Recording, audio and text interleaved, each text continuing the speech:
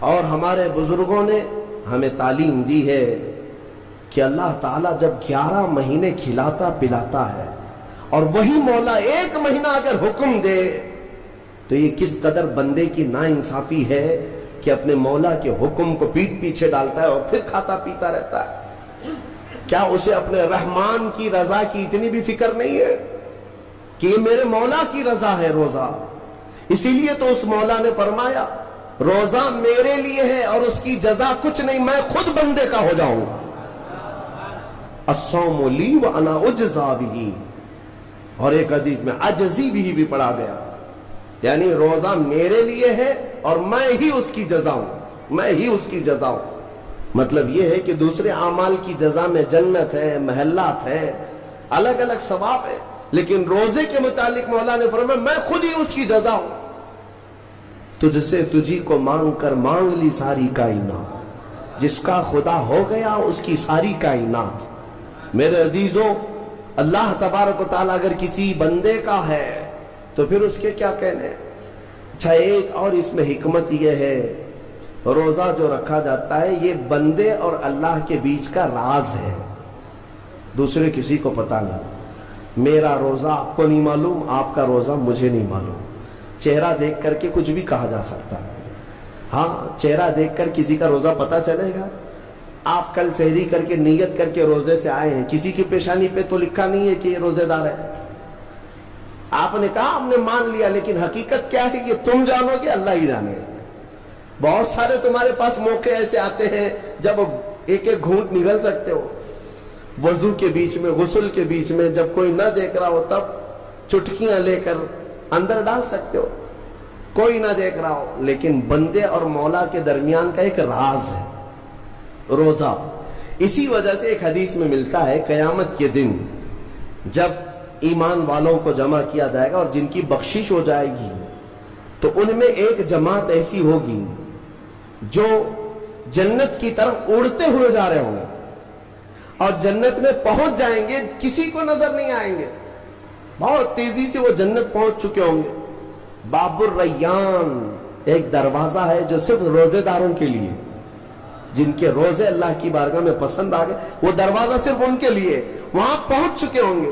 بہت سارے اہل اللہ، بڑے بڑے مقامات والے وہاں موجود ہوں گے، پوچھیں گے تم کہاں سے آئے، کون سے راستے سے آئے؟ نہ وہاں نظر آئے نہ راستے میں نظر آئے، یہاں کیسے پہنچے؟ تو وہ کہیں گے کہ اللہ تبارک و تعالیٰ نے ہمیں روزوں کی وجہ سے یہ مقام دیا۔ رب تعالیٰ کی طرف سے ارشاد ہوتا ہے کہ ان بندوں نے دنیا میں جو روزہ رکھا تھا وہ سب سے چھپا ہوا تھا، کسی کو پتہ نہیں تھا روزہ ہے یا نہیں، اس لیے جب میں نے ان کے روزے قبول کیے تو سب سے چھپا کر انہیں جنت کی طرف بھیج دیا۔ وہاں پر بھی یہ جزا دی گئی۔ ایک صحابی حضور کی بارگاہ میں آئے، جوان تھے، کہا کہ یا رسول اللہ صلی اللہ علیہ وسلم جوان ہو چکا ہوں، شادی کی عمر ہے لیکن شادی کرنے کی طاقت نہیں، مال نہیں، اسباب نہیں، کیا کروں؟ شادی نہ کرے تو گناہوں کی طرف چلے جائیں، خواہشات ہیں انسان کی۔ تو جانتے ہیں میرے آقا صلی اللہ تعالیٰ علیہ وسلم نے کیا فرمایا کہ اگر استطاعت ہے تو شادی کر لے ورنہ روزہ رکھ لے۔ شادی کے بدل ڈائریکٹ کون سی چیز؟ روزہ۔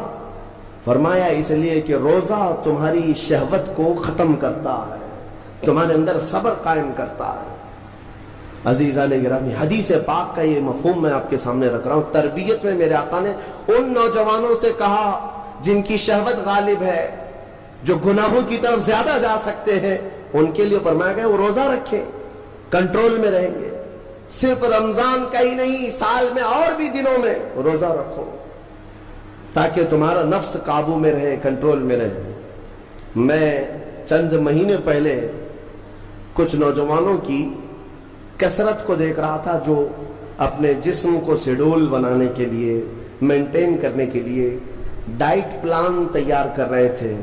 تو اس میں ایک بہت ہی بڑے ڈاکٹر ہیں جنہوں نے ڈائٹ پلان دیا، تو اس میں انہوں نے مینشن کیا کہ ہفتے میں 1 دن بھوکا رہنا چاہیے، صبح سے شام تک۔ وہ نان مسلم ہے۔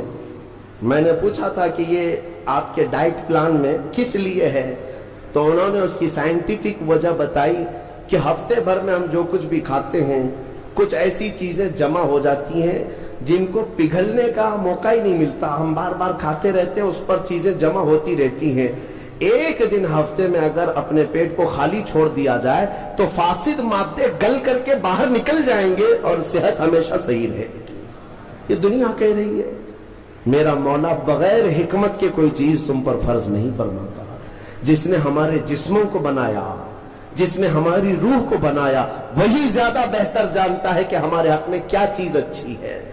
اس لیے اے میرے عزیزوں، اب ان نفس کے خلاف جو باتیں میں نے عرض کی ہیں، نوجوانوں، آج تمہارے لیے نہیں پوری زندگی کا سب سے بڑا چیلنج ہے، سب سے بڑا چیلنج۔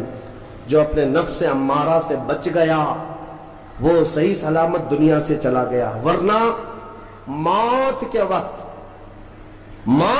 بستر پر روح نکلنے سے پہلے بھی نفس امارہ بہکاتا ہے۔ یہ شیطان کا قریبی دوست ہے، یہ دونوں کی سانٹھ گانٹھ ہے۔ نفس کی اور شیطان کی دوستی بہت گہری ہے، بہت گہری ہے۔ اسی لیے تو شیطان جاتا ہے تو نفس اس کا کام کرتا رہتا ہے، دونوں مل کر کے انسان کو تباہ و برباد کرتے ہیں۔ لیکن اس کے باوجود اگر آپ بچے ہیں تو یہ اللہ کا فضل ہے تم پر۔